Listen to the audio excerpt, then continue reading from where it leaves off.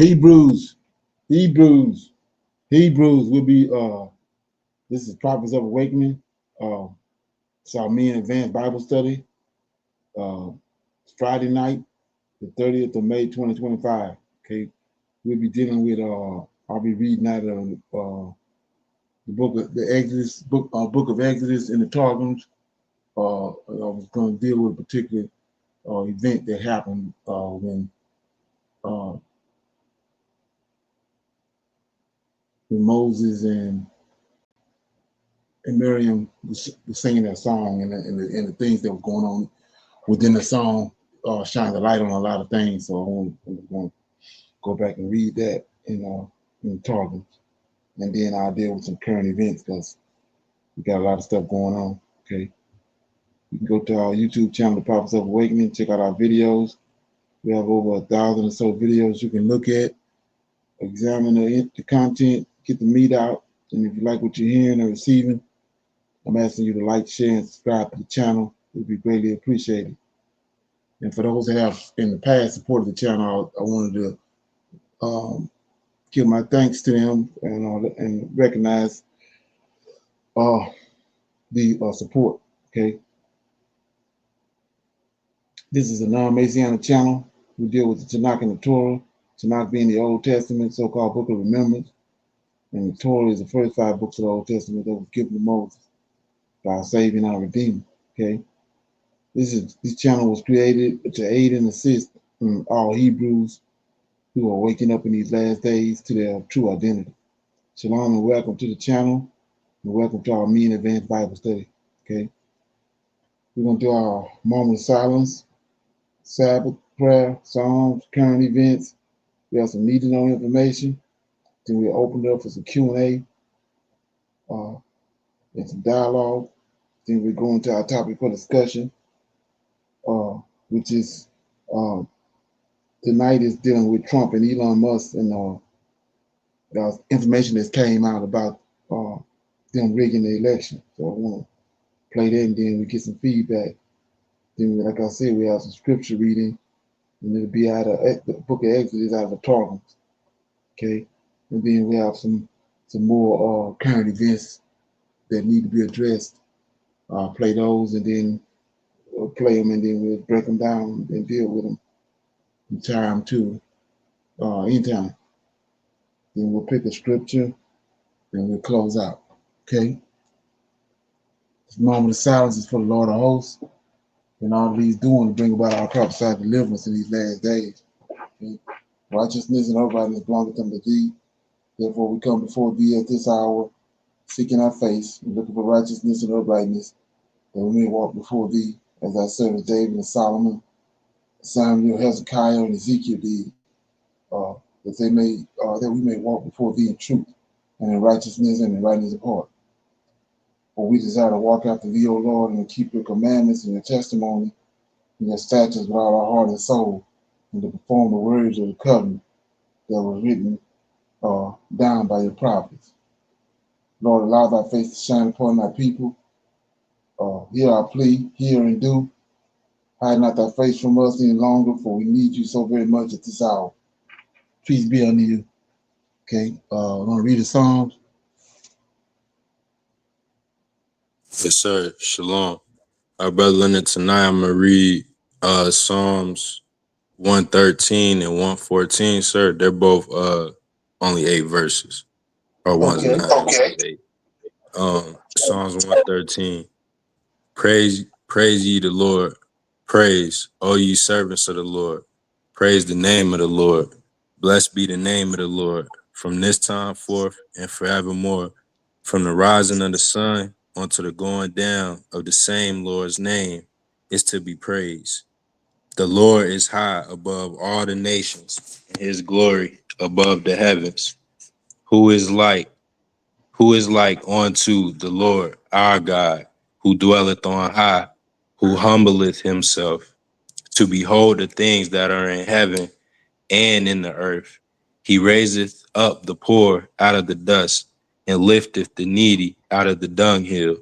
Then he may set him with princes, even with the princes of his people. He maketh the barren woman to keep house and to be a joyful mother of children. Praise ye the Lord. That was Psalms 113 and Psalms 114. When Israel went out of Egypt, the house of Jacob, from a people of strange language, Judah was his sanctuary and Israel his dominion. The sea saw it and fled. Jordan was driven back. The mountains skipped like rams, and the little hills like lambs. What aileth thee, O thou sea, that you fleddest? Thou Jordan, that thou wast driven back? Ye mountains, that ye skipped like rams, and ye little hills like lambs? Tremble, thou earth, at the presence of the Lord, at the presence of the God of Jacob, which turned the rock into a standing water, the flint into a fountain of waters. Shalom. In Psalms 113 and Psalms 114. You got any feedback? Well, yes, sir. In Psalms 113, Brother Leonard, if you could break down. I'm sorry. First, I'm sorry. Well, I wanted to point out how you break down in verse 3 when it says, from the rising of the sun onto the going down of the same Lord's name is to be praised. Well, in verse 2, in verse 2 and 3, blessed be the name of the Lord from this time forth and forevermore, from the rising of the sun onto the going down of the same Lord's name is to be praised. That's like alluding to that it's a different Lord. That Right. I'm saying that another one exists, right? Because they're being specific, like bless this Lord. Right. Exactly. Yeah, that I'm getting feedback on. Okay, yeah. It says, I talked about the oblations. So that's what verse 3 is. From the rising of the sun until the going down the same, Lord shall be praised. So we know 3 times a day. In the morning, they send in, they make oblations, noon, and at night they make oblations. So that's what stick out to me in verse 3. Okay, yes, sir. And then also, I think a lot of times people forget though that the Lord of hosts, like we're their royalty. So that's why we're servants, because he the great prince.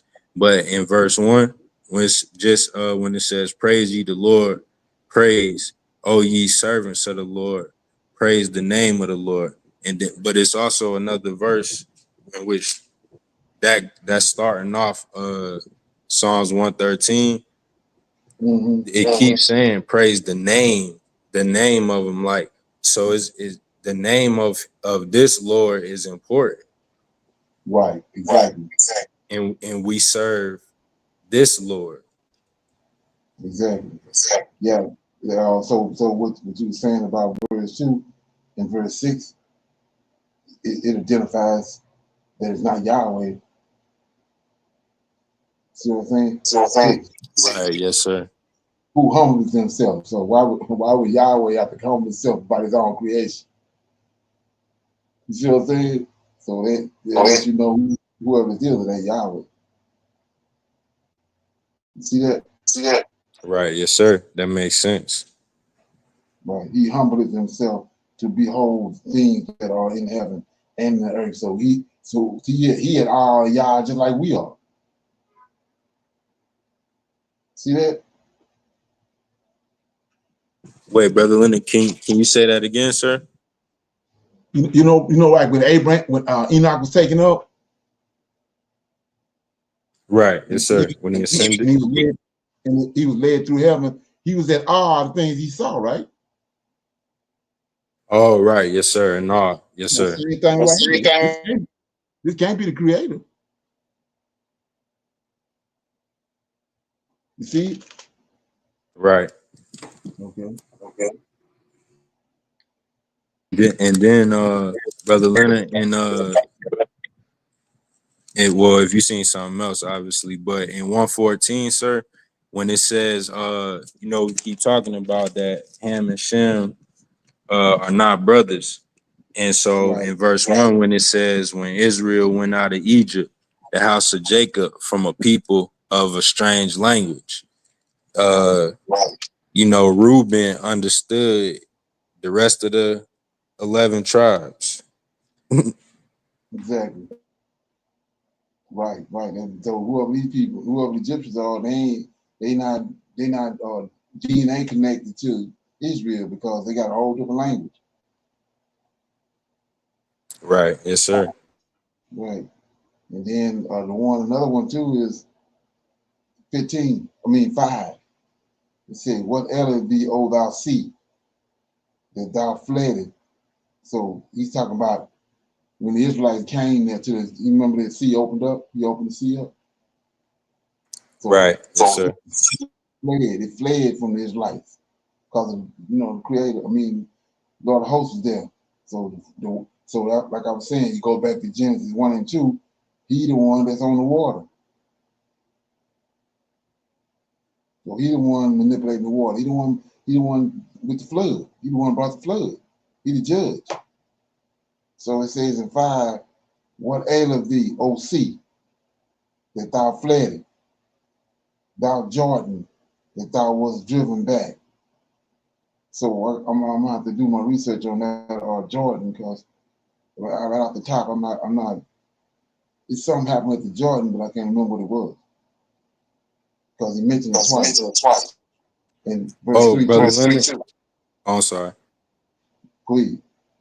Oh no, I was gonna say at the Jordan, I was reading, I can't even find it again. But at the Jordan, though, I read that the same thing happened with Joshua when he read them across the Jordan parted the same Okay. way. But I can't even I'm gonna actually find it tonight because I done forgot about it now. But I read that, sir. The same thing happened. The Jordan parted like pretty much the same way as when the Red Sea parted. So I think maybe that's what it's alluding to. Okay. He said the sea in verse 3, the sea saw it, just like in verse 6, the sea saw it and fled. Fled. Jordan was driven back. And then he mentioned it again in 5. What aileth thou, O sea, that thou fled by Jordan, that thou was driven back? So yeah, need to find those verses because they'll come in handy. Yes, sir. Yes, sir. Yeah, because with that verse there, well, with the verse you just pointed out, 5, and then I'm not sure about 6, but 7 and 8, it seemed, they're whoever wrote this Psalms is talking about Michael's miracles or his wonders, because I think verse 7, presence of the Lord.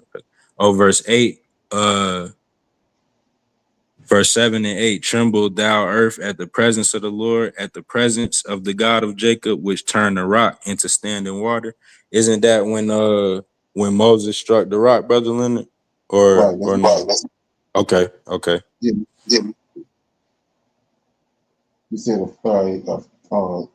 standing water, the flint into a fountain of water. So that's when the water shot out of the rock. Okay. Okay. Yes, sir. Yeah. And then when it says at the presence, tremble thou earth at the presence of the Lord of hosts, at the presence of the glory of the God of Jacob. Uh I read a few times in the Tanakh where it says the angel of the presence. Right. That's he the one that's in the Lord in Yahweh's presence. It's something like well, when they got us thinking, we were programmed to go with allegories, but for everything literal. So like I'm always using uh what the Pharaoh said about Joseph. He said Joseph in charge of Egypt, and he's greater. I'm only greater than him on the throne, right? Right. Yes, sir. So who was he talking to? It's him and the Pharaoh. So Joseph the one in the present. See what I'm saying? Right.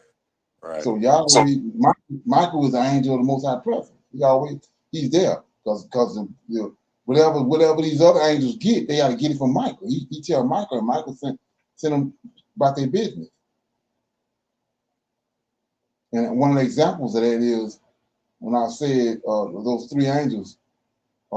It starts in like chapter 8, but a lot of people don't see it, but that scene where one on the water, Michael standing on the water, and Gabriel on one bank, and Gabriel,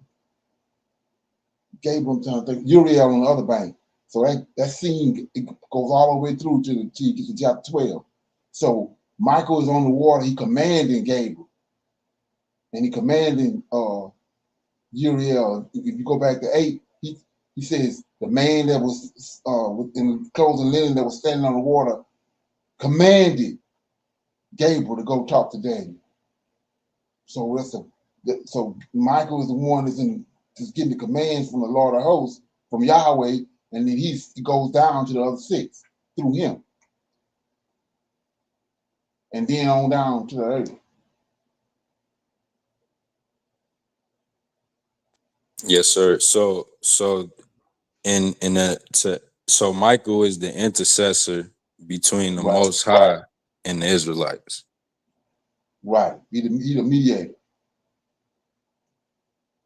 Yes, sir.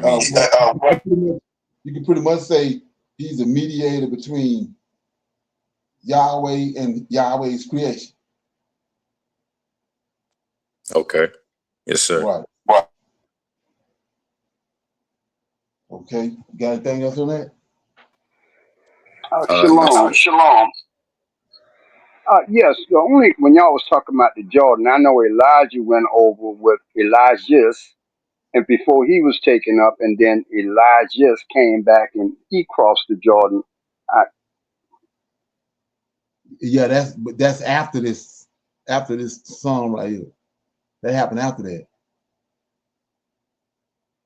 You see what I'm saying? Was being Yes, talked sir. about in this song right here. 14. It happened before Elijah and Elisha and Elijah. Okay. Yeah. Okay. You saying something, AJ? Oh, shalom. No, sir. I was saying that was all that I had noted. Okay. Yeah. Okay. So we're gonna go to our current events. Got a lot of stuff we need to discuss. We go to the first one. Agriculture employee and 5 others under arrest this morning, accused of a multi-million-dollar food stamp fraud and bribery scheme. The U.S. Attorney's Office for the Southern District of New York calling this one of the largest food stamp frauds in U.S. history. Joining me now is the U.S. Secretary of Agriculture, Brooke Rollins. Secretary, it's great to have you this morning. What can you tell us about this? Well, good morning, Maria. It's always so great to be with you. And you are coming from one of my favorite places in America. So it's really great to see you there.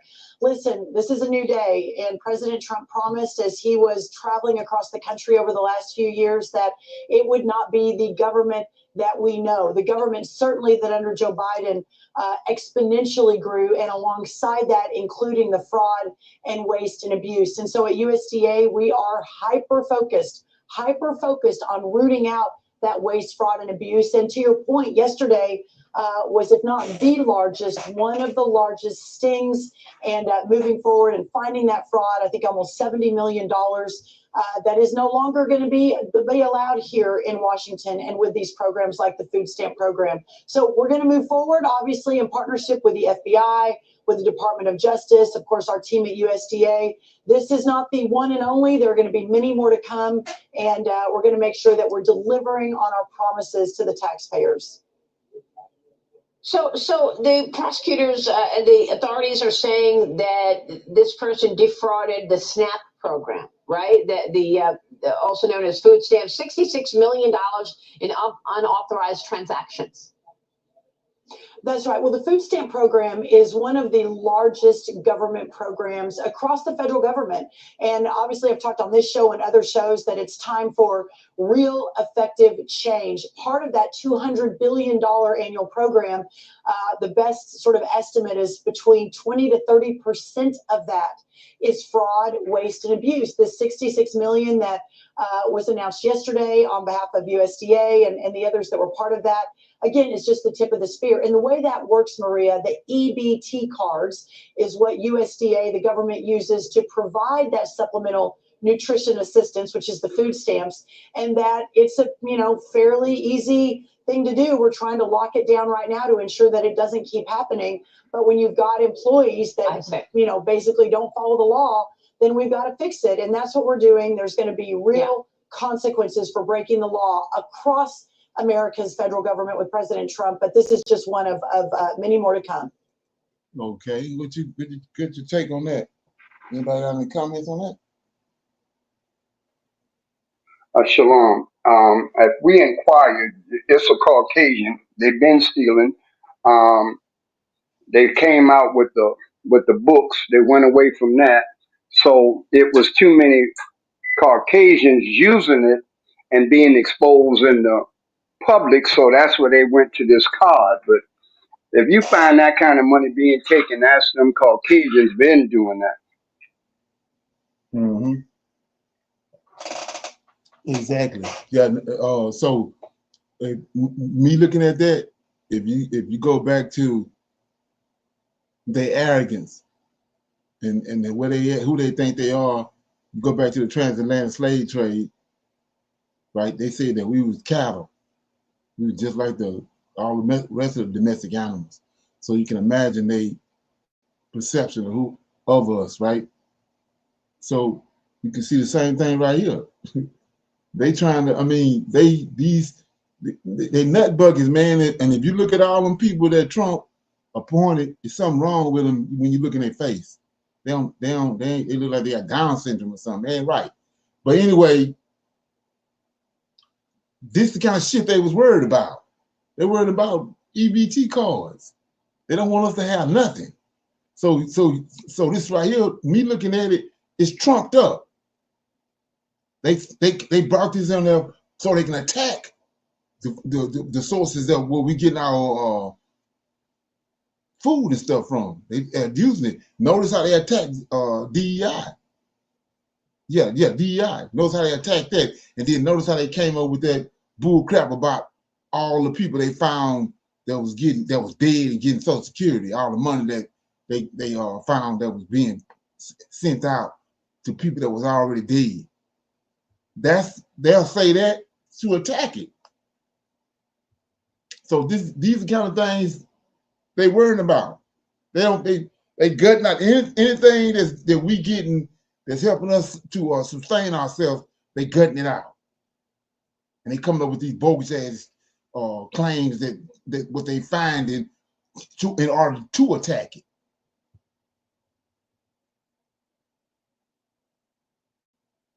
Any comment? Hey, Brother Shalom. Leonard, no, go ahead. I'm sorry. No, go ahead, Sarge.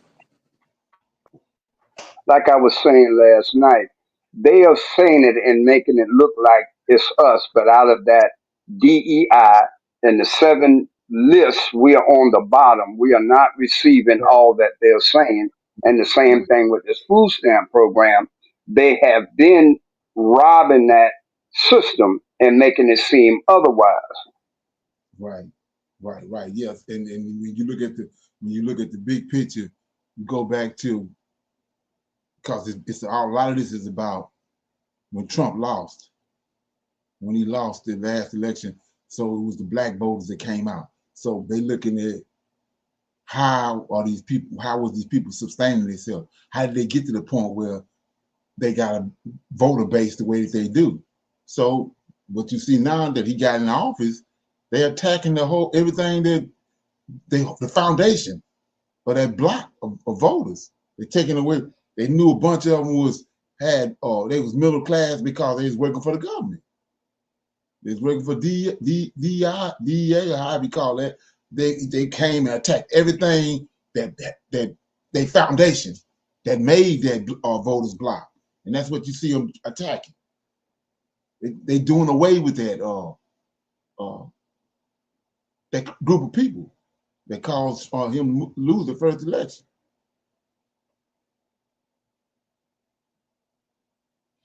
Okay, anybody else got anything on that? Shalom, brother. Brother Leonard, I was just gonna say, have you or Sarge heard of Brett Favre had just got in trouble for doing the same thing? Exactly. Right. Yes, sir. Right. Yeah. So they've been doing that. It's like with the military, with the when all those soldiers came back, the GI Bill and all that. The black soldiers didn't get that at first. They told them everything but the right thing. They didn't have access to it. They had earned it, but they never had no access to it. It's just recently that we got access to it. Like I was saying, when you look at how they perceived us when they brought us here, they don't think that we deserve no VA money from the VA. They don't think we deserve no damn VA job. So that's what 2020 Project 2025 is all about, destroying that whole setup. They laser focused on it. Yeah, that's what you call a redneck. Like I said, they sitting pretty, got all kind of money, land, houses everywhere, but they worrying about EBT cards, what Negroes getting. Come on, let that front make. That's a nut bucket. Okay. Yeah, all this time. Now they came up with a plan to wipe all that out. Okay. So that lets me know they don't want us here. So just like Pastor Manning said, there's gonna come a time when we at that time, they setting up the stage to get us the hell up out of here. Okay. So here we got another one right here.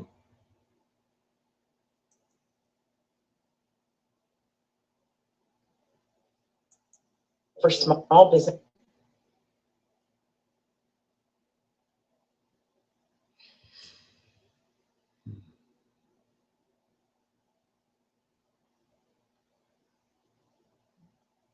This right here tied to it too. Like I said, they throwing the whole kitchen sink at us.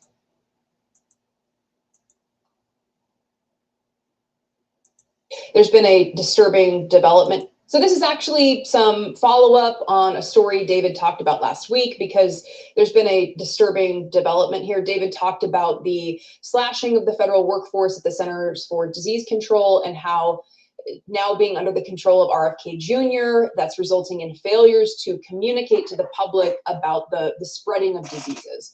That itself is scary. And in recent NPR reporting on this, a CDC worker was quoted as saying, quote, "We are functionally unable to operate communications. We feel like our hands are tied behind our backs." Now we're getting a very specific example from a consequence of this from new reporting in the Washington Post about an E. coli outbreak that made more than 80 people sick across 15 states and even killed one person. An outbreak that the public was not notified about after the source of the outbreak was identified. The Trump administration made a direct decision not to publicize the names of the grower and the processor of the tainted lettuce that made everyone sick and killed a person.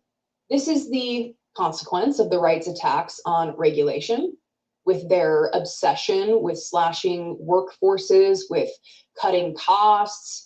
We have workers in place, we have regulations, we pay for these things so that people don't get sick, so that people don't die, so that we can make sure the food supply is safe. So let's look at that right quick. So, like I said, we know that Christianity, JC, is a forest, right? And you got 90-something% of the Negroes thinking that he good. They're thinking that they gonna live here. Then they don't believe they're Israelites. They're gonna live here. So check it out. I'm gonna show you. I want to read something to you. I have two different precepts.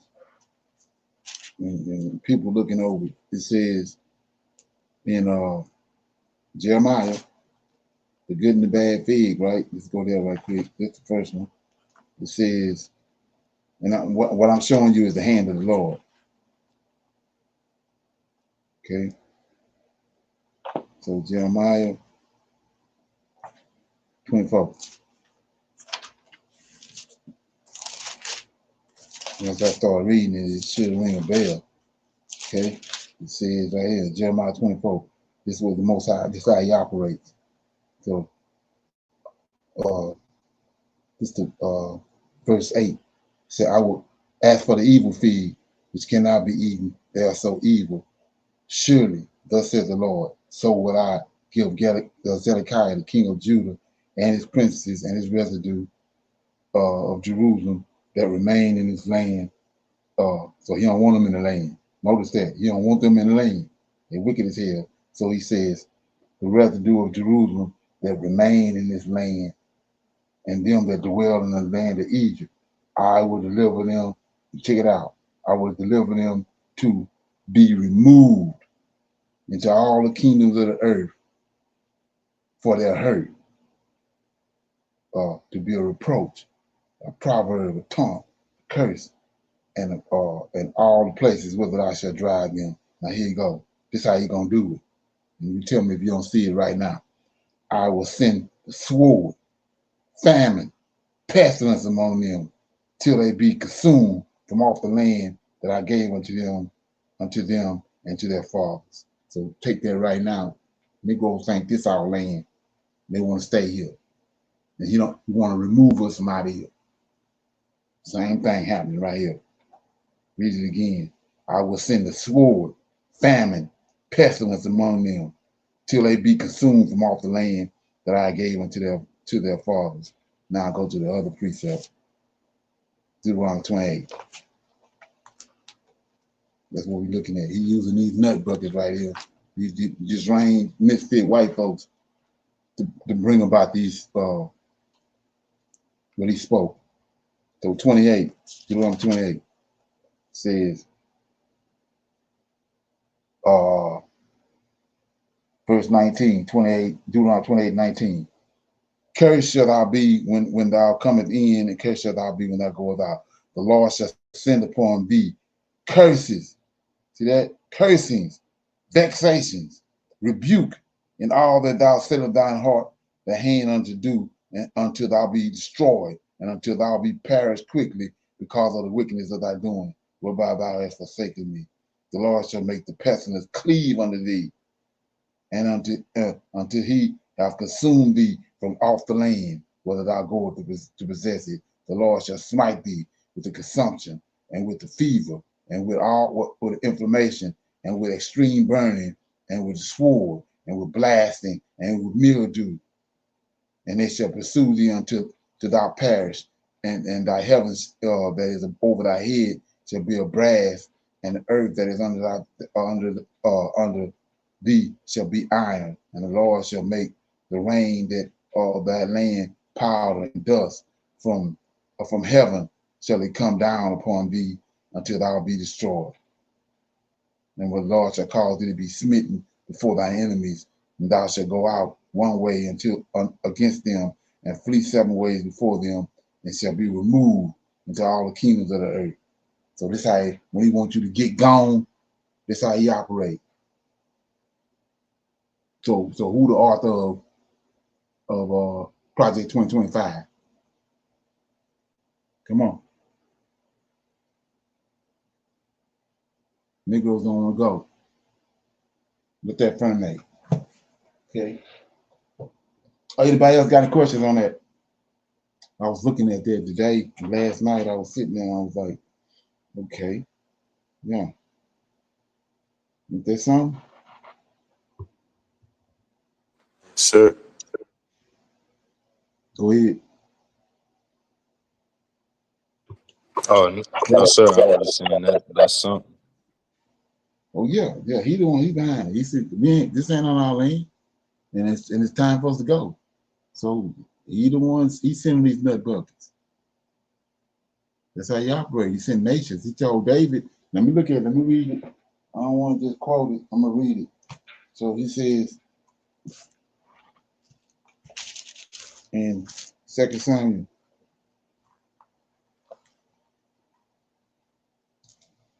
okay, chapter 7, says 7 and 10, 2 Samuel 7 and verse 10. Moreover, I will appoint a place for my people Israel, and I will plant them, and they shall that they may dwell in the place of their own, move no more, neither shall the children of wickedness afflict them anymore as before time, right? Keep in mind the children of wickedness afflict them. And as since the time that I commanded judges should be over my people Israel, and have caused thee to rest from all thy enemies, also the Lord telleth thee that he will make thee a house. And when thy days are fulfilled, and thou shalt sleep with thy fathers, David gonna die, I will set up thy seed after thee, which shall proceed out of thy bowels, and I will establish his kingdom. Then 13, he shall build a house for my name, and I will establish the throne of his kingdom forever. Here you go. I will be his father, he shall be my son. If he commit iniquity, I will chasten him with the rod of men. He's saying wicked people up here that he just said, he talked about the children of wickedness. So 14, I will be his father, he shall be my son. If he commit iniquity, turn away from him, I will chasten him with the rod of men, bring these wicked folks, and with the stripes of the children of men. See that? So that's what we're looking at. We don't want to go. We think America is our land. Okay. We ain't seen nothing yet. Okay. Go to the next one. Get it. Yeah, there's some need to know information right here.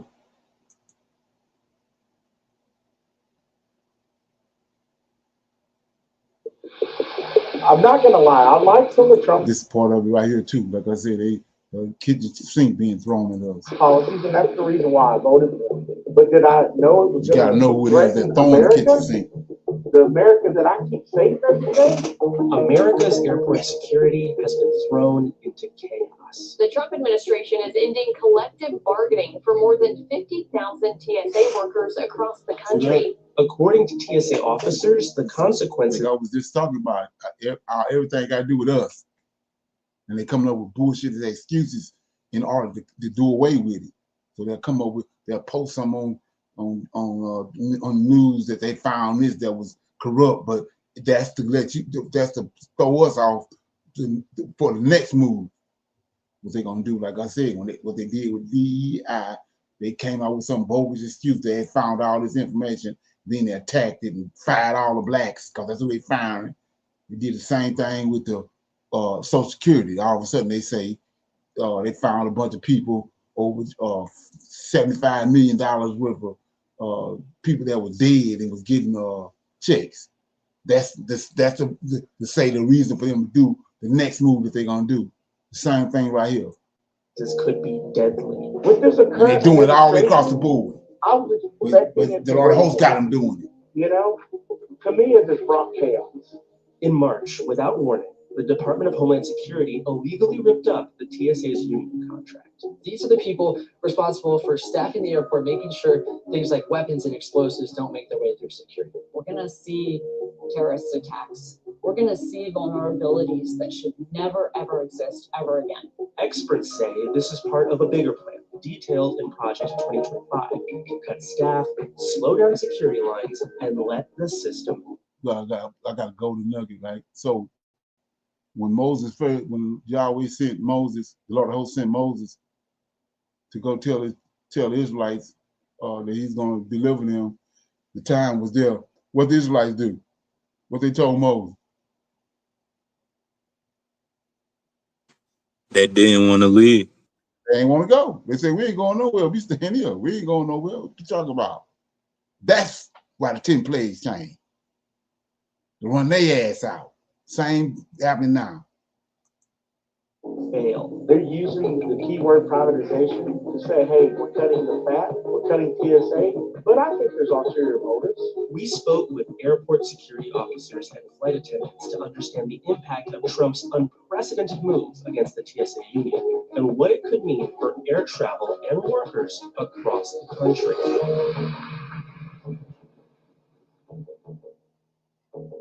I've been flying for about 5 years on 9/11, and it was the flight that I flew quite frequently, Flight 175, that you can picture slamming into the South Tower of the World Trade Center. After that happened, we were gathered together trying to make sense of what had just happened. And there was a big sign on the door that said, never forget. And I thought, who the hell is ever going to forget this?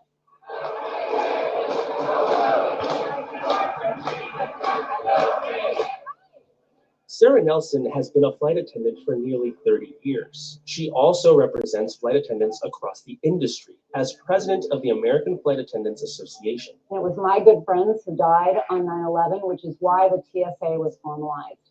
When they died, there was private security going to the lowest bidder at all of our airports, none of it connected to anything else. The Transportation Security Administration, or TSA, was created to standardize and strengthen airport security nationwide. For the first time, airport security will become a direct federal responsibility. Federalizing the workforce, making this a professional job, and connecting to all of our other intelligence agencies immediately made security better and plugged the holes that cost us more than 3,000 lives. For the first decade of its existence, TSA workers had no union, no contract, no collective voice. We knew that we had to work with those workers Check it out. to gain the right to organize. Workers unionized with the American Federation of Government Employees in 2011 and agreed to a first contract a year later. When someone is in a high pressure situation doing security work, but they're trying to move people through so they can get to their flights, so they can spend money in the airport, there's a lot of pressure to let things go. And with that union, they were able to raise their hand and say, we got to slow things down. We have to make things a little less convenient for people in order to be safe. And once they got their union, we had that added security. In 2023, TSA workers were able to secure a much needed pay raise of 30%, a huge win for a group that once said they'd make more money working at a sandwich shop.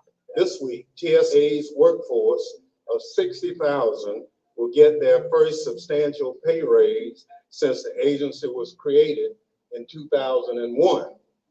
So this is like Labor they can to take it over. So like I was saying, this the group right here, they gutting out. They caused them to lose.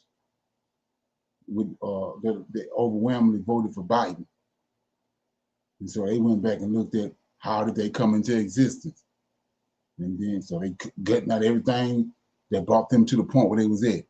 Like I said, their jobs, all that. That's what Project 2025 is about. Because what had happened, it became a force to be reckoned with. And that's what they're doing right now. They're gutting it out.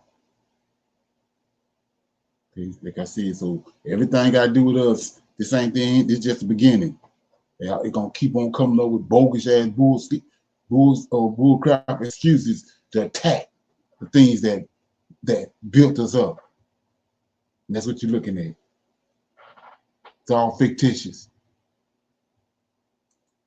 It's about the bottom dollar. If you get rid of the workforce, TSA, you're going to get rid of a lot of experience over time. When you're traveling with your family and you see a TSA officer, you know that that's a federal employee doing the job to uphold the Constitution and to protect your family to get to your destination. TSA workers believe that the Trump administration's attack on their union isn't blocked. It will set the stage for a war on workers' rights at large. Their fears turned into reality when Trump signed an executive order to end union rights for federal workers. This is PATCO on steroids. In 1981, 13,000 members of the Professional Air Traffic Controllers Organization, or PATCO, went on strike for better conditions. Okay, any comments on that? Is it making any sense?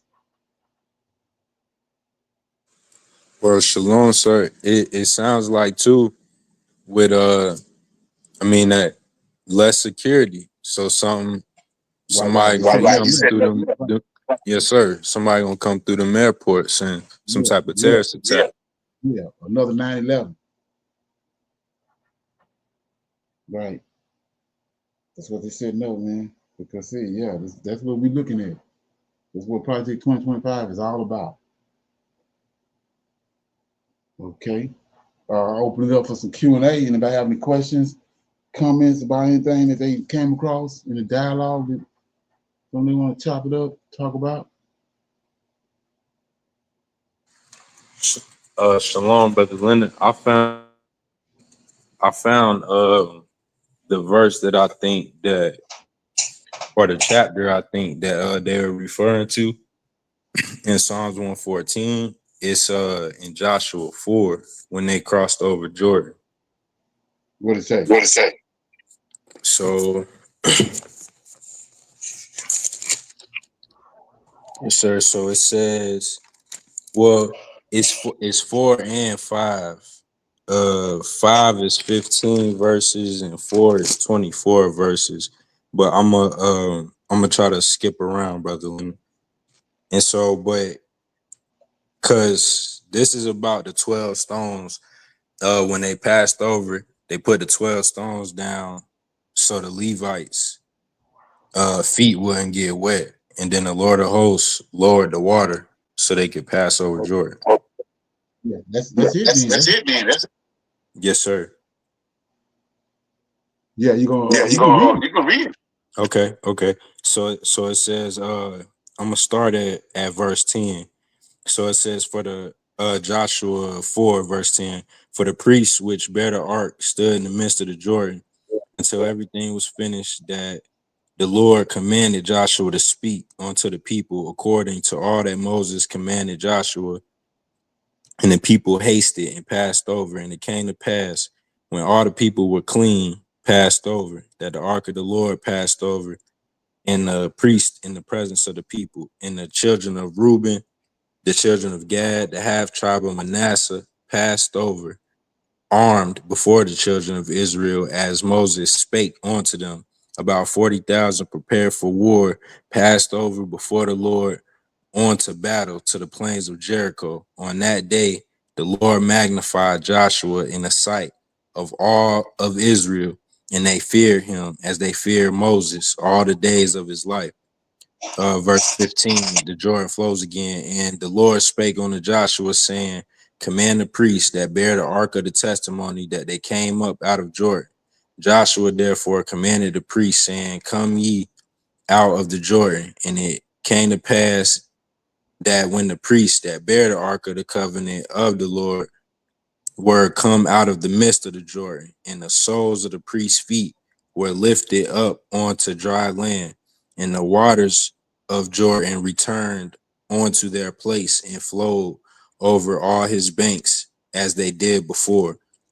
And the people came up out of the Jordan on the 10th day of the first month and camped in Gilgal in the east border of Jericho. And those 12 stones which they took out of the Jordan did Joshua pitch in Gilgal. And he spake unto the children of Israel, saying, when your children shall ask their fathers in time to come, saying, what mean these stones? Then you shall let your children know, saying, Israel came over this Jordan on dry land, for the Lord your God dried up the waters of Jordan before you until ye were passed over, as the Lord your God did the Red Sea, which he dried up from before us until we were gone over, that all the people of the earth might know the hand of the Lord that is mighty, that you might fear the Lord your God forever. Shalom, Brother Leonard. Okay, yeah. So, what's that verse? I want to write that Oh, down, write man. that down, man. That's a dagger. That's a dagger. Right, yes, sir. The one That's about one about the. Oh, go ahead. Which one, sir? Can you mute your mic? Yeah. So, it say, when they say, Lord gonna raise up a man likened unto Moses, right? Okay, right, yes, sir. They say that's JC, but we know it's Joshua. So what you just read when he said, he put fear on the people, and they were scared of Joshua because of just like they was Moses. What that verse was? You just read it. Oh, yes, sir. That's verse 14, verses 4, Joshua 4 and 14. Read again. Yes, sir. So it says, and on that day, the Lord magnified Joshua in the sight of all Israel, and they feared him as they feared Moses all the days of his life. So it's likening to Moses, right? Right. Yes, sir. That's a dagger, bro. Okay, yeah. So it's Joshua 4 and 14. Yeah, you can put that over there with it, you know what I mean, for them young bucks, man. Right. Yes, sir. Yeah. Okay, where we at?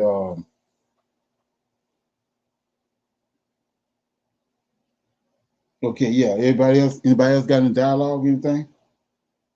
Any questions, any comments about anything?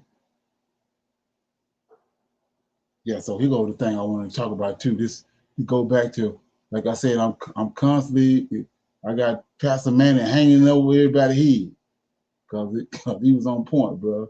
And I'm gonna make sure that I bring it to the, I'm gonna keep everybody informed on that. So check this out. Let me get it. Yeah, here you go. Look at everything I said. I told you you see going on, right? All these attacks. Listing your vacation money. Lord hosts using them. He behind it, but he using them to do it.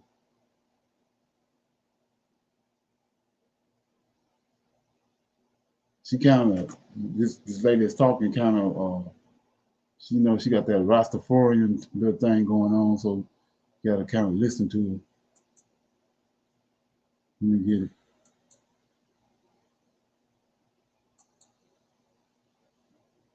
Okay. Here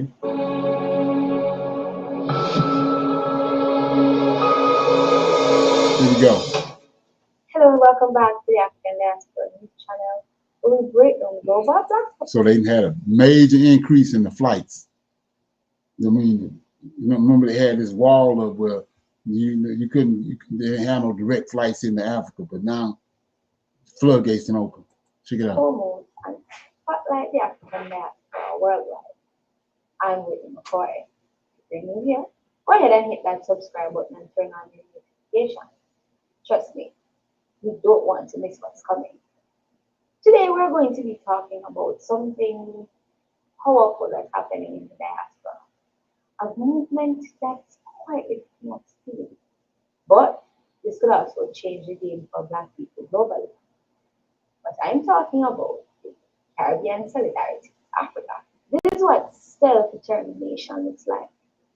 Now, for my FBA audience, let's talk about why this matters to us and why it matters to you. We've been talking for decades about Black unity, not just as a vibe, but as a serious strategic, economic, and political power move. This right here is modern Pan-Africanism in action. Let's break it down. Right now, countries like Jamaica, Trinidad and Tobago, and Barbados are building real diplomatic and cultural bridges with African nations like Ghana and Nigeria. And this isn't the old colonial dance, Now, this is Black nations linking up on our own terms. This right here is modern Pan-Africanism in action. Let's break it down. Jamaica has been deepening ties with Ghana. They've been exploring partnerships in tourism, agriculture, and heritage. Trinidad is strengthening connections with Nigeria, especially through shared culture and, of course, commerce. And Barbados, they're ahead of us. They're not only cutting ties with the British monarchy, they are stepping into a Pan-African leadership role, calling for reparations and investing in ties with Africa, both culturally and economically. Now let's talk about why this matters to you. We've been talking for decades about Black unity, not just as a vibe, but as a serious strategic, economic, and political power move. This right here, right, what's happening right now between Caribbean and Africa, this is the moment. This is that moment when the Caribbean is strengthening ties with Africa. When foundation of Black Americans bring their innovation, capital, and leadership to the table. We are talking about a global Black economy. Picture this. Joint ventures between Black nations, trade routes that keep colonial gatekeepers, Black-owned supply chains from Accra to Atlanta, from Kingston to Compton. Look at it. We control culture all over. Yeah, direct flights all over the place. And like I said, I just showed you how he running us out of here, cutting off everything. Okay? We create the trend. We are the market, us as Black people. And now is the time. Now it's time to take control. To control the infrastructure. This right here is Pan-Africanism 2.0. It's not just marching. It's not just talk. It's tech partnerships, student exchanges, Black investment networks that span continents. And you and me, we can be a part of it. Whether you're building a business, investing in land, or learning the history that they never taught us because they don't want us to learn about that. No, because knowledge is power. Knowledge is key. You're in this. Let's talk about it. Drop your thoughts in the comments below. Okay. Any comments on that? It's all being set up. Right under their noses. Like I said, it's a lot of people leaving here. Shalom, brother Leonard. I was listening to an old class a while ago, and it reminded me that I remember you were playing a clip one time about all the ports, a lot of ports being built as well, like to send out cruise ships. Yeah, that was the Road and Belt Initiative by the Chinese. Okay, right. Yes, sir. Right. Exactly. Yeah. So, like I said, he already told us in Second Ezra that Gog and Magog, the two wings from the eagle that was set for to bring the eagles to the end, and then they weren't gonna last that long. They're gonna come up fast with turbulence, and then it's gonna go down. He's gonna bring them down. We're looking at it. Okay. Even with Pan-Africanism being used, he's using that. Okay.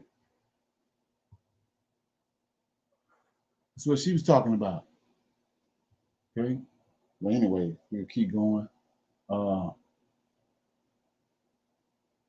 We play this right here.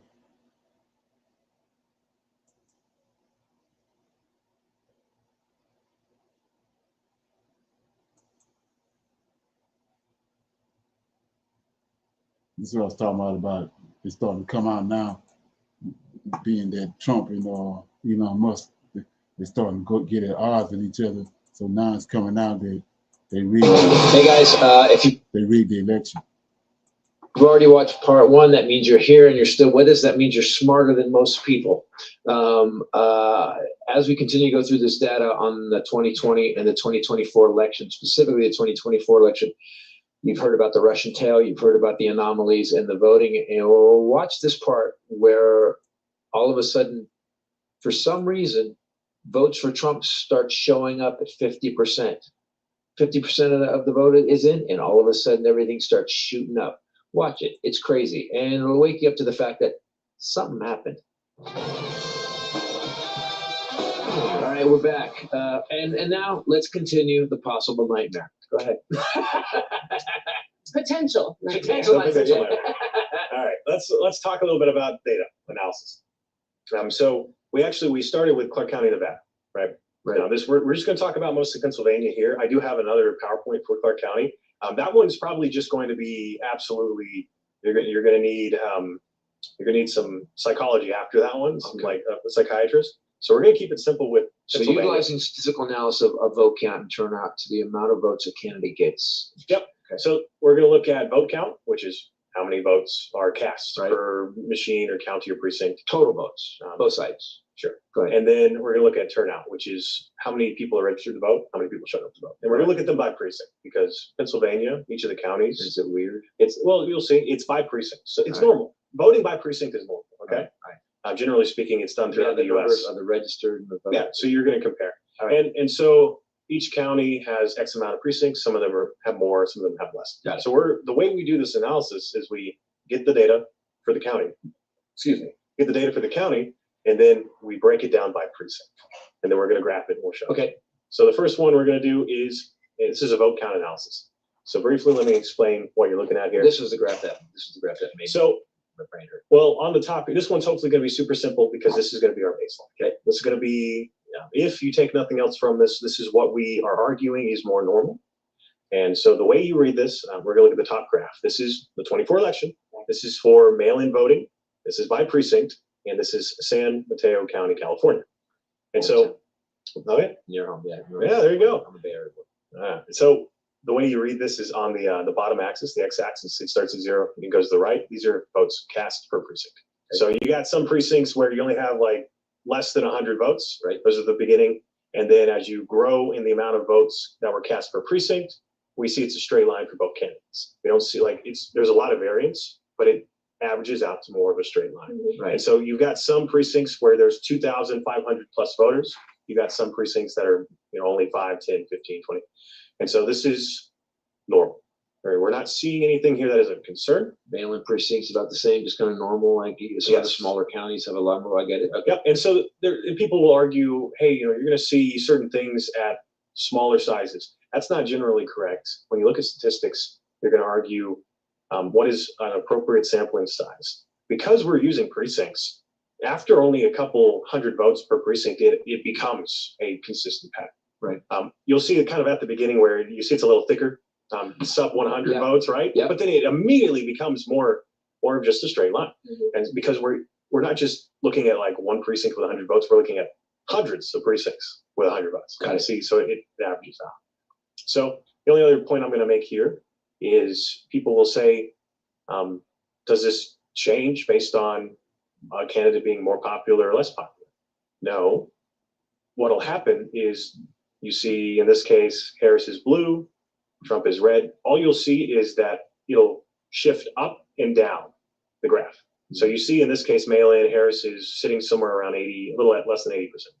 So let's say it flips and Trump is really popular in mail-in. He's just going to sit on the 80% line. His shape of votes of the precincts aren't going to change. Right. It doesn't change as more people cast their votes. Got it. Do we understand that? Yeah. Kind of. Any questions here? I mean, yeah. I wouldn't want to be tested on it, but yeah, I kind of understand it. But as long as we You're going to understand, be tested, all right? you got a lot of questions. I'm sure. You panic. Yeah. Frozen in time? Don't take slow for an answer. Get Optimum 1 gig internet for only $40 a month. But so you're basically just showing so if you look at the bottom of the graph, 0, 50. If you look at the blue, at 250, everything starts to drop. Oh yeah, and then at 250, everything starts to go up. What we're seeing, to sum this up, we're seeing that at precincts where more votes were cast, the Republican Party grew in the amount of votes they were getting consistently all across the county. Which would make you think that maybe if this were fraud, that there was a number that triggered. If this was caused by a compromise of the tabulation machines, a potential compromise, alleged hypothetical. Thank you. Then this would support a threshold of votes cast, and then you begin to manipulate the votes from one candidate to the other. Which would make it seem less human and more, you can actually see maybe something to do with programming or. And the concern here. Question. So in order to. Is Ken here? Hi, everyone. I'm back here. I can barely see anything because anyway, with the tabulation and with code, you have to enter in a number in order for it to trigger something like this, in order for code to take off. Or is there another way to write it where you could kind of make it gradual? Do you know what I'm saying? Yes. And so that's the argument of what is the algorithm? What are we seeing? And the concern Stay here. on camera. Don't look at Ken. Stay on camera. The concern here is we've tried to avoid talking too much about how exactly you would write this and do this with the machines, because the data tells us the concern. And the concern is, it looks like you would set a threshold, and then depending on how you do it, after that threshold is met, which seems to be almost always more than the amount of votes you would audit in a precinct or a county, then you would begin to take votes from one candidate and give them to the other. And or you would add in votes or delete votes. And it seems to be a mix. We've done additional analysis, which we'll continue to be publishing, but we originally assumed it was maybe just vote switching. We're now starting to see that there's the digital vote stuffing potentially, and also vote deletion. And there's a difference, because you take a vote from one candidate and give it to the other, it's still deletion, but they get a +1. In deletion, you just get rid of it. I have a question. Go ahead. Did this happen on the down ballot races?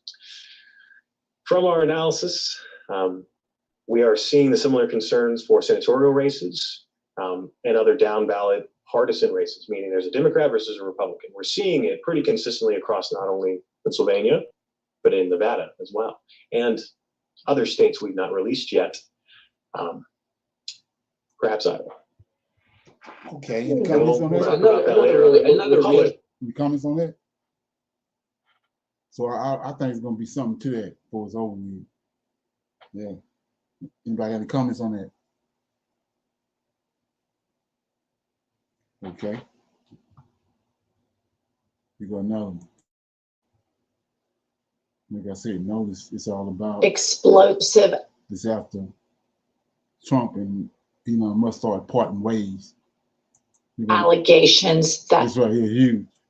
Trump and Musk are running a scheme with the tariffs. Representative Greg Cesar just called for a massive corruption probe into what he calls a really serious allegation that Trump and Musk ran a tariff scam where countries dodged tariffs by signing contracts with Musk's companies. Now it's all starting to make sense. Listen to this. Musk continues to find ways to enrich himself while he was virtually running the White House and is still deeply involved in the Trump administration. In breaking news, myself and Representative Dave Amo, and then also Senator Chris Murphy, have called for an investigation into these allegations that are really serious.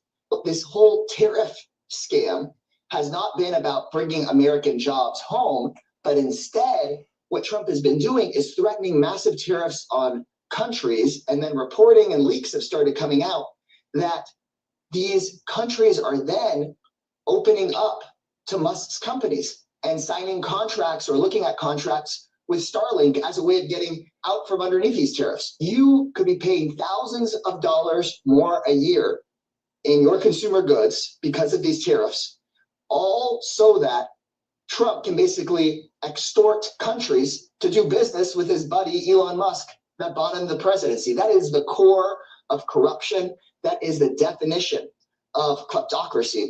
And so we need to become a Democratic Party that is anti-billionaire, anti-corruption, and pro-worker. Finally pass a ban on stock trading by members of Congress. Make it illegal for presidents to accept things like a $400 million jumbo jet from a foreign government and say, no, you cannot be a billionaire with contracts with the federal government and then be running the federal government at the same time. That is okay.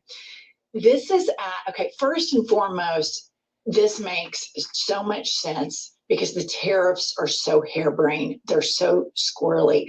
And if you notice, right when Trump was inaugurated, Musk was so excited. Everybody he knows he finally got to come out of the closet as a Nazi. But he immediately went in, shut down investigations into himself, rewarded himself contracts, but that's not enough because he wants global dominance, Elon Musk does. There was reporting back that he thought that his spirit was that of an old Roman king or something. I mean, this guy is just like delusions of grandeur, a real nutcase. We know Trump is a real nutcase too, and so he's helping him do this. And all of this still, I think, leads to Putin as well, because both of them are severely compromised by Putin. But the Trump administration has fired, and the Supreme Court even said yesterday, yeah, it's okay to fire whoever you. Did you hear that? You play that again. Yeah, I've been screaming this for the whole time. Check it out. He's helping him do this. And all of this still, I think, leads to Putin as well. Ooh, they working together. Because both of them are severely compromised by Putin. But the Trump administration has fired, and the Supreme Court even said yesterday, yeah, it's okay to fire whoever you want. And so the MAGA movement is surrounded by a lot of enablers who are selling out the American public, who are draining all of the systems that held American power, the economy, the military, our espionage, making sure that nefarious governments are not spying on us. They just let all of that go. And all of this is because Musk and Trump want to be like kings of the world. And they are obviously facing some friction. And so we're going to be sitting back here with some popcorn. But I believe what this congressman said. I think Musk is still knee deep in with the Trump administration. I think that there have been reports that have come out that said Trump is done with Musk. And it's because the shareholders at Tesla are saying, you've got to quit being in the news for doing bad shit with Trump. And I think he's still knee deep in. You noticed him on the Middle East tour, Middle East circle jerk. But here's Trump again. And I cannot emphasize enough that people who in my personal life who would call themselves moderates that voted for Trump justified it by saying that he's good for the economy, that they like Republican policies. And this has been a myth that has been so successful by the Republican Party, starting in the Reagan era to now, that so many people have been indoctrinated to think that by not taxing billionaires that wealth trickles down, and it doesn't. So here is Mr. Free Markets, Mr. What you got, Nate Dogg? You say this is a Bible study. What you got?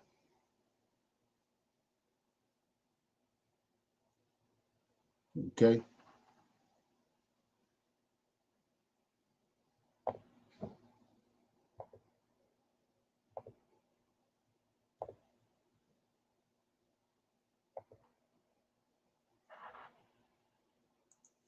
Let the free markets run. Here he is at like 4 a.m. this morning at Real Donald Trump. And I will never get over it that that's the President of the United States Twitter handle, but I digress. I have long ago informed.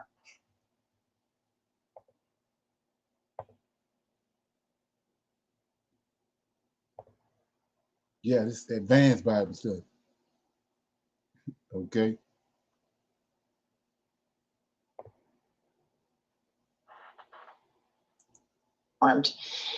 Tim Cook of Apple that I expect their iPhones that will be sold in the United States of America will be manufactured and built in the United States, not India or any place else.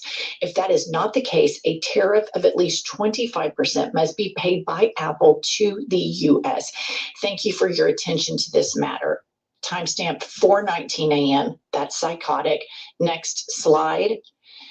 How much would an iPhone cost? Yeah, so if you want to check that out, the whole video is Elon Musk and Trump sentenced the Starlink scheme. Just got exposed. So back to the brother right here. Okay, let me deal with that. It says, yeah, we're a non-Messianic channel, bro. We don't deal with New Testament. JC or Forrest, Paul, Matthew, Mark, Luke, and John, they all was concocted by Esau. Israel already had a redeemer. Before you get to the New Testament, Israel had a redeemer. The redeemer is in Genesis chapter 1, verses 1 and 2. You got Yahweh in chapter 1, and our redeemer and our savior is in verse 2 of Genesis chapter 1. So that's what we are. We don't deal with the New Testament. Okay? It's a forest. Okay? Anybody got any comments on that?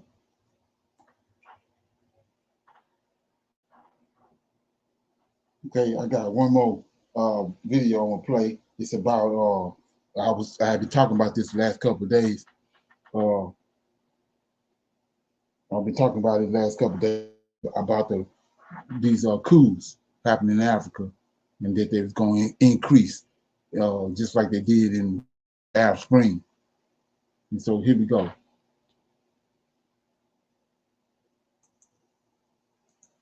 That went on at the UN. Like I said, Dr. Arcana, she stuck her head back up again. It was like, these developed rich countries, those who define values. Paul Kagame just said Western aid to Africa is a lie. Dr. Arcana exposed secret deals forced on African leaders. Captain Traoré vowed to fight the West head on. But what do these three know that's shaking Western power to its core? And why is their unity so dangerous? And why are they so brave? Let's find out.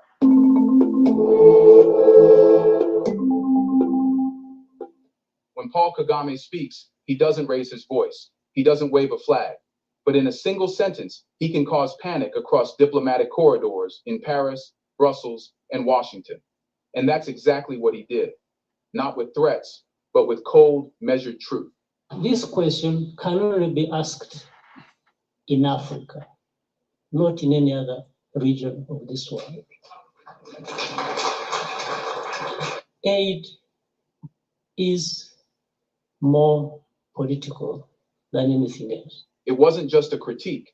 It was a direct challenge to the entire framework of Western African relations. For decades, Western powers have hidden behind the language of aid and development. The World Bank, USAID, IMF packages, European Union grants, all branded with noble intentions, but tied with invisible chains. Kagame pulled the curtain back and said what many have whispered but few have dared to voice. This was never about partnership. It was always about control. He accused Western donors of using aid not to build Africa, but to bend it to their will. A hospital project delayed unless the government supports a UN resolution. A budget grant withheld until an African president agrees to privatize water or deregulate mining. Humanitarian land by hard leverage. But Kagame didn't stop there. He turned inward toward Africa's elite. He spoke of presidents and ministers flying to global summits not to negotiate but to pose, to take smiling photos with G7 leaders, to be seen, not. So this video, like I said, if you want to check it out, it's Touareg's Revolution Spreads, like I was telling you about. So now all of a sudden, the guy Kagame that's in Uganda and hooked up with Dr. Arcana. And they all tied up with Traoré. Like I said, and the whole thing got a Pan-African. It's Pan-African. It's not scripture. Pan-African. And that's what they setting up. Remember what we just heard? The guy said that Russia, Putin, Elon Musk, and Trump working together. So let that permeate. So anybody got any questions or comments on that? Like I said, this video I was playing was Traoré Revolution Spreads. Like I said, domino effect. He's at that point now where you're going to start seeing a whole bunch of African countries bring about coups and get rid of these so-called fraudulent leaders, just like Pastor Manning said. Any comments on that? So let me get back on. Yeah, shalom. Brother Leonard, that's a good thing with these coups that they're getting these puppets out of there where they could get some strong leaders like Toure. No, got a bigger plan than that. They using these. They're gonna they're gonna usurp all these countries, but they're gonna insert people that they got. They didn't train. Like I said, Toure was trained by the U.S. government, just like all those other guys that came into power by coups. They trained them how to do the coups. They got a plot. But you gotta keep watching it unfold. Like I said, the Creator has nothing to do with Pan-Africanism. It's coming out of Africa. We saw from reading the scriptures that he kept on when he went into Africa, when he went into Egypt to deliver the Israelites, he kept saying, he killed the firstborn of Egypt. He said to let everybody know it's a difference between the Egyptian and the Israelite. So Pan-Africanism is an African thing. It's not Israelite thing. Okay? They're going somewhere. Like I said, you think they didn't all of a sudden forgot they want to build a temple? They didn't forgot that they want to rule the world for 1,000 years? This is what we're looking at the plan that they applied it. Right here. Okay? But anyway.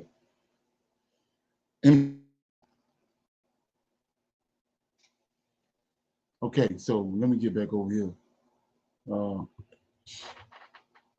Question was posed right here. It says, I'm here looking for answers and nobody's responding to me. Yeah, I'm trying to deal with my class first. I want to let me go back up, see what else you got, boss. Well, I probably was a Bible study. Go back up to the next one. So did the Messiah already come? This is what I want to deal with. It says, did the Messiah already come? Well, you gotta understand who the Messiah is first. JC ain't the Messiah. JC is a fictitious character that Esau concocted, right? So let me give you an example, show you who the Messiah is first. You go to 1 Samuel chapter 16, 1 Samuel 16, chapter 16, verse 1. Okay. Then you probably need to go to the channel after you get off here and look at a lot of those videos that the earlier videos that was done by this channel to explain to you, do a lot of explaining for you, but I'm gonna just give you some rough draft quick. So you go to 1 Samuel 16. So Messiah only means anointed, to be anointed. That's all it means. It's a special oil in Exodus chapter 30 that the Creator created. Had the Israelites to make a special oil to put on the king and the high priest. That's all that Messiah means, to be anointed. All the kings in Israel was anointed, and all the priests, high priests, was anointed with oil, with that same oil. So right here, when Saul came on the scene, the first king in Israel, the people chose Saul. They chose Saul because of his height. Because when they came out of Egypt in Deuteronomy chapter 2, they saw all these giants that came out against them, and they had crowns on their head. So when they got to the land of Israel, to their land, they told Samuel they wanted a king over them. They didn't want to deal with the Creator no more. So that's when they picked Saul. But then Saul didn't do right, just like he told them, they didn't do right. So then we go to chapter 16, after Saul had erred with the Lord of hosts. We're gonna go to Genesis. We're gonna go to 1 Samuel 16. Then he sent Samuel to Jesse's house, right? And the Lord said unto Samuel, how long wilt thou mourn for Saul, seeing I have rejected him from reigning over Israel? Fill thy horn with oil and go, and I will send thee to Jesse the Bethlehemite, for I have provided me a king. So now this king right here, which is the Messiah in Israel, was chosen by the Lord, the host. The people chose Saul. This is the first king right here, the Messiah. I will send thee to Jesse the Bethlehemite, for I have provided me a king among his sons. And Samuel said, how long can how can I go? If Saul hear it, he will kill me. And the Lord said, take a heifer with thee and say, I am come to sacrifice to the Lord, and call Jesse to the sacrifice, and I will show thee what thou shalt do, and thou shalt anoint unto me him whom I name unto thee. So David, Lord of hosts, God of Israel, chose David. And every king after that came out of David's lineage, but David is the Messiah. It says, and Samuel did that which the Lord had spake, and he came to Bethlehem, and the elders of the of the town trembled at his coming and said, Cometh thou peaceably? And he said, Peaceably I am come to sacrifice unto the Lord. Sanctify yourselves and come with me to the sacrifice. And he sanctified Jesse and his sons and called them to the sacrifice. And it came to pass when they were come that he looked on Eliab and said, Surely the Lord's anointing is before him. But the Lord said unto Samuel, Look not at his countenance, or at his height, or his stature, because I have refused him. For the Lord seeth not as men see it. For man looketh on the outward appearance, but the Lord looketh on his heart. Then Jesse called Abinadab and made him pass before Samuel. And he said, Neither have I the Lord chosen this. Then Jesse made Shema to pass by, and he said, Neither have I chosen this. And again Jesse made 7 of his sons to pass before Samuel. And Samuel said unto Jesse, The Lord have not chosen these. And Samuel said unto Jesse, Are here all thy children? And he said, There remaineth yet the youngest, and behold, he keepeth sheep. And Samuel said unto Jesse, Send and fetch him, for he will not sit down till he come hither. And he sent, and he brought him in. Now he was ruddy and of a beautiful countenance, and goodly to look on to. And the Lord said, Arise, anoint him, for this is he. Then Samuel took the oil. We go to anointing. That's what anointing means. Then Samuel took the horn of oil and anointed him in the midst of his brethren. And the Spirit of the Lord came down upon David from that day forward. So Samuel rose up and went to Ramah. So there go the Messiah right there. Every king after this came out of David lineage. Yahweh, God of Israel didn't choose Saul. People chose Saul, but he chose David. And from David, the house of David, all the kings that's in 1st and 2nd Chronicles and 1st and 2nd Kings came out of David lineage. Because David is the Messiah. Okay.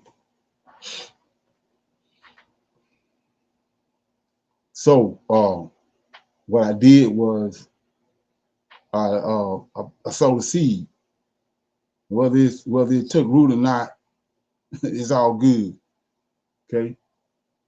So with that being said, let me get up out of here.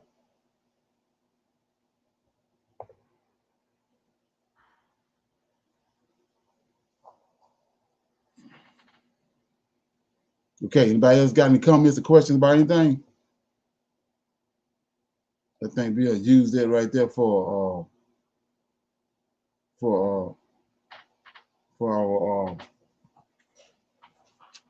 pick of scripture. We use 2 Samuel, 1 Samuel chapter 1, verse 16. It says, I pray that you guys come to the knowledge of the truth, repent your sins. Well, if you listen, bro, you might get something.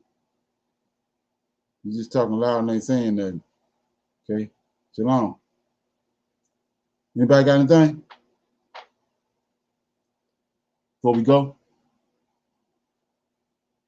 Any questions or comments?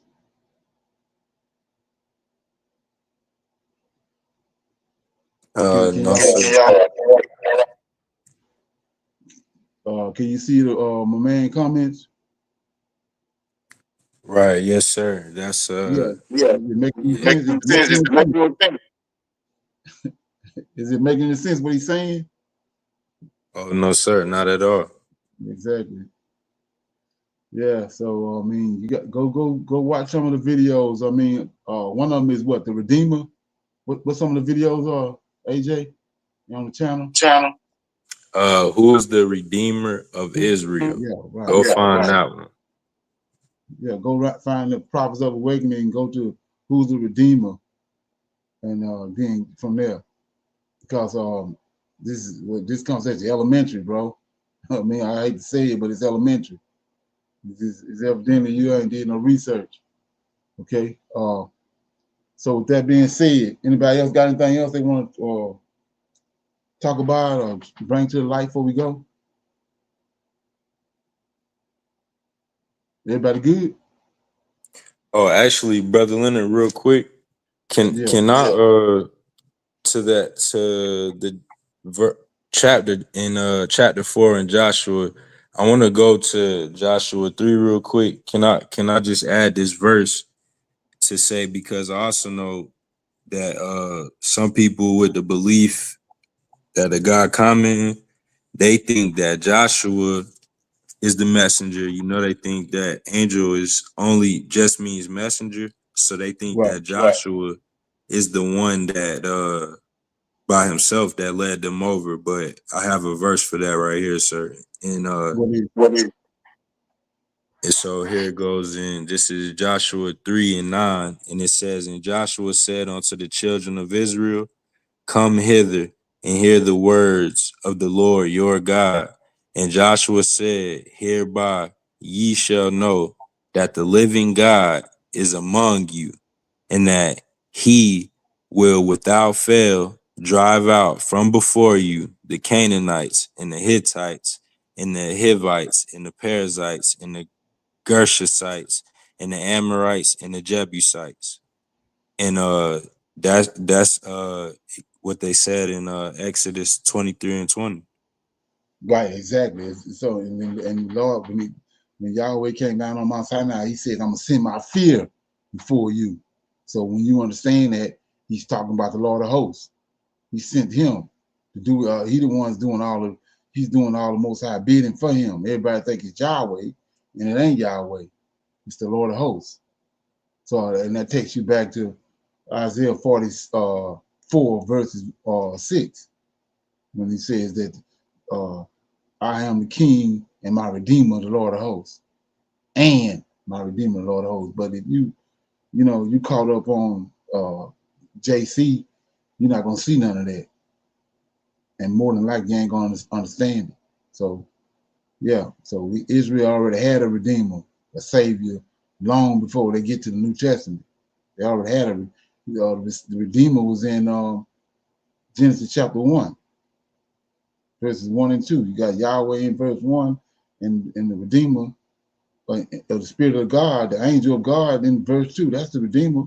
That's who went to Egypt and delivered the Israelites out of Egypt. Way long before they concocted JC at the Council of Nicaea. Okay.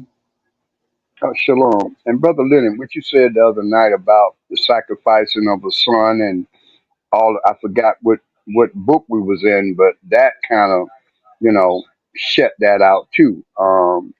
When he was saying, what do I have to do? That was Amos. Oh, I right, forget. exactly. Right, yeah. That was I think that was Hosea. Okay. When you said that the other night, that's just really confirmed everything you were saying. Right, exactly. Right, but like I said, when it's not you're not gonna get this. It's complicated for what these people have done, and you ain't gonna get it overnight.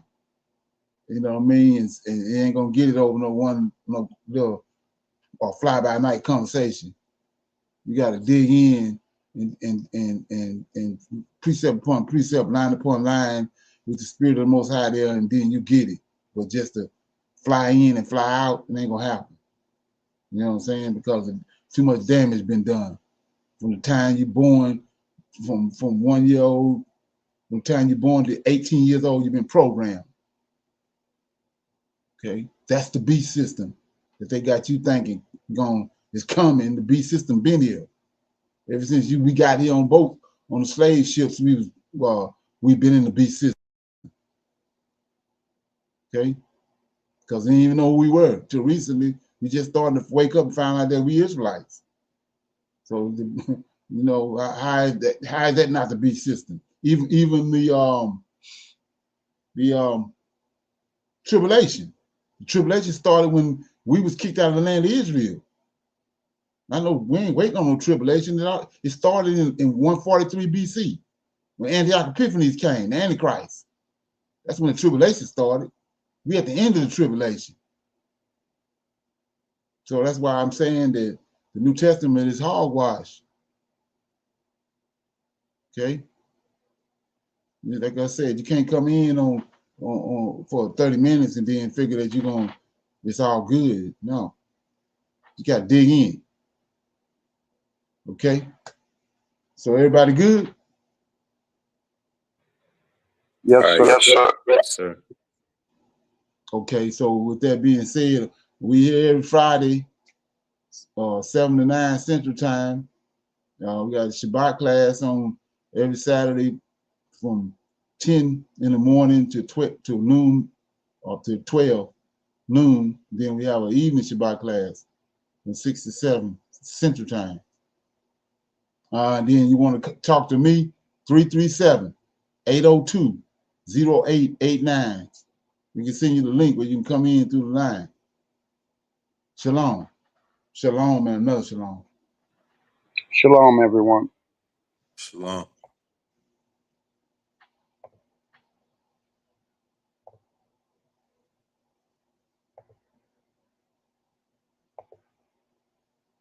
I highly recommend that you get this book and you read it because it's a must that you understand who the God head is in the order that's in the Old Testament and Tanakh, because it's not the same as in the New Testament. And when you read this and you get an understanding, then the scriptures open up and then you begin to understand. So I highly recommend that you get this book. It's the Elohim of Israel. And there's a breakdown on the word Elohim and who the God of Israel is and the Godhead.